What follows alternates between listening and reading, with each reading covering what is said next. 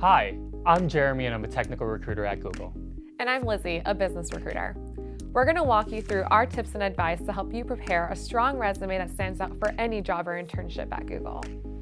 We'll also share tailored resume recommendations and examples for business and engineering and technical roles that you can apply to your resume right away. And feel free to skip ahead to specific timestamps noted in the description if you only want to watch certain parts of the video. Let's get started with a few important basics for your resume overall, and then we'll walk you through everything you need to know for each section of the resume. To start, make sure the format is simple and consistent in design, font, sizing, and spacing throughout so that the person reviewing your resume can easily scan and find information quickly. Black ink is always a safe bet, but other font colors are okay as long as they're readable. And PDF formatting is preferred. Include your contact information and email at the top. You don't have to include objective statements, but if you do, make sure it's relevant to the job you've applied for. You also don't need to include references. Try to keep your resume to 1 page for business and internship roles, and no longer than 2 pages for engineering roles. Really focus on including what's relevant for the specific role you're applying for. Use bullet points with consistent formatting and structure throughout the resume rather than long paragraphs. And perhaps the most important tip we have overall is to always check for typos. Now, a few additional basics for technical and engineering candidates. List your programming languages at the top of your resume and make sure you're comfortable interviewing in them. It's also critical you list your GitHub profile or other prominent open source work that shows us you're contributing to the open source community, passionate about the work you're doing, and looking to improve your skills. For all resumes, it's important to use clearly delineated sections. Think about what a recruiter needs to know about you and your experience, and then organize them accordingly. If you're a student or a recent grad, education should always be listed first. If you're an experienced industry professional, this section can be moved lower on the page. Experience should take up the bulk of your resume. If you have multiple distinct categories of experience, consider creating subsections for each. If you're a technical or engineering candidate, include personal or class projects next. We then recommend including a leadership and awards section. You can use an optional final section to tell us a little bit about yourself. Now, let's walk through our advice and tips for each section. First up is education. Generally, the more recently you attended university, the more detail you should include here. So pay close attention if you're currently a student. Include all post-secondary institutions you've attended and all degrees and majors with your most recent education first.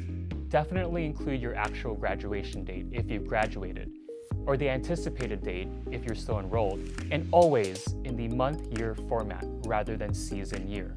For example, May 2017 instead of spring 2017. If you're a current student or recent grad, include your cumulative grade point average too. But don't be scared by this. Although GPA is a factor, we look at the whole package and understand that every school and student is different. Experience is next on the list, and it can come in many different forms beyond jobs and internships. So if you're a student, be sure to include impact from things like academic research, teaching or tutoring experience, personal projects, and student group and class projects. If you're applying for technical or engineering roles, be sure to include any experience with open source, mobile app or web development, hackathons, and coding competitions. Think through all of your relevant experience for the role, and then use these tips to showcase them on your resume. You'll want to list everything in reverse chronological order with your most recent experience first. Include your employer, position, and dates employed for all jobs and internships in the month-year format. Keep your bullet point descriptions concise and clear, and make the most of your space by streamlining bullet points that spill over onto the next line by only 1 or 2 words. And for each bullet, use action words like created, designed, debugged, negotiated, developed, managed, and so on, so the person reading your resume can easily and quickly understand your skills and experience. A big tip here is to read the job description and look at the language it uses. Writing a resume for a specific job description takes a little bit of effort, but it can really help your application stand out. You can even bold and italicize keywords related to the job description to highlight your relevant skills and experience. It's important to focus on the results and impact of your work, so list metrics and examples concisely rather than writing long descriptions. Use data and comparisons or averages to provide context. We value data at Google and want to see you know how to apply it when speaking to your accomplishments. If you're applying for technical or engineering roles, be sure to include the programming language you used in bold for each project you include. To ensure you focus on results and impact in this section, we recommend using this helpful framework. Accomplish X as measured by Y by doing Z. Let's walk through a few examples for different types of experience. If you're applying for technical or engineering roles, this example should be particularly helpful. We have increased server query response time by 15% by restructuring API. This concisely conveys the impact backed up by data and communicates a skill. In this case, it's restructuring an API, but it could be experience like adding new hardware, algorithmic improvements, caching answers, or implementing machine learning. Here's another example for those of you applying for business roles. The goal here is to convey account management experience. We have a good starting point with the first statement, and we can make it stronger with metrics. So it reads, grew revenue from small-medium business clients by 10% quarter over quarter. Now, let's take it a step further by adding more context so the final version reads, grew revenue from 15 small-medium business clients by 10% quarter over quarter by mapping new software features as solutions to their business goals. This framework is also helpful to apply to the next section of your resume, leadership and awards.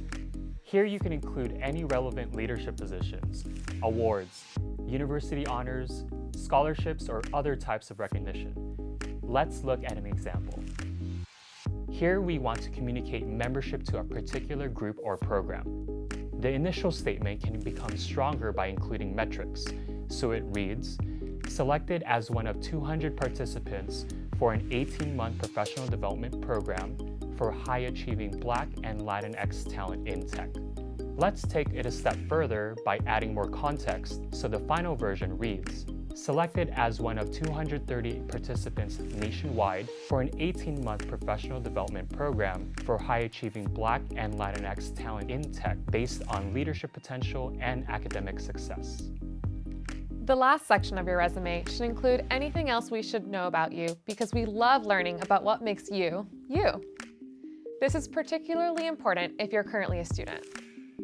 Be sure to include any involvement you have in student groups, including multicultural, academic, community service, and social organizations, especially if you have a leadership position. And again, use the Accomplish X as measured by Y by doing Z framework to communicate your impact.